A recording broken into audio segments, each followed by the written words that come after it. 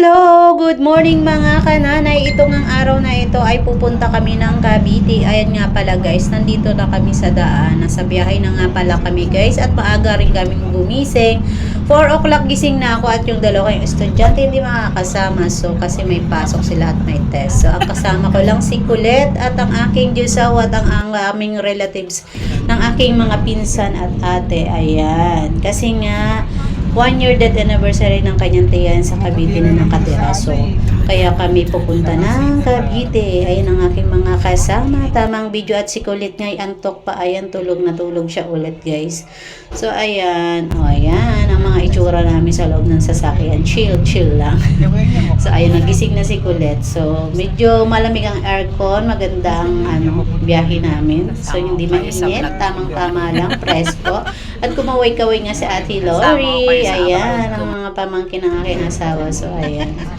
Ayan kami sa loob ng sasakyan. So, ayan na nga guys. Malapit na tayo sa Cavite guys. So, ayan. Papasok na tayo guys. So, ayan na nga guys. Ito na yung way papunta sa pupuntahan namin. So, ayan, malapit na. Pinas forward ko na nga para hindi masyadong mahaba ang video, guys. So, ayan. Malapit na kami, guys, makarating.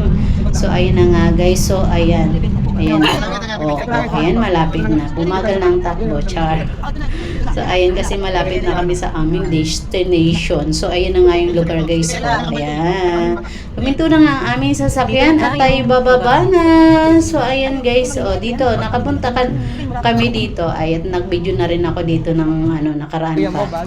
So, ayan na nga guys. Nandito na kami guys. So, tara, baba na tayo. So, ayan na nga.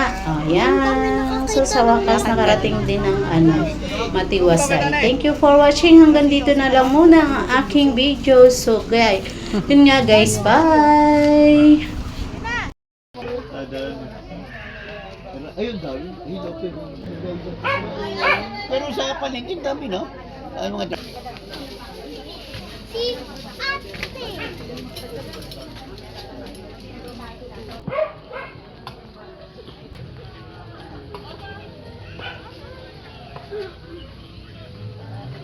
Mama, may kamis. May kamis. Ito, kitang-kita, oh. Kitang-kita ebidensya neto, oh.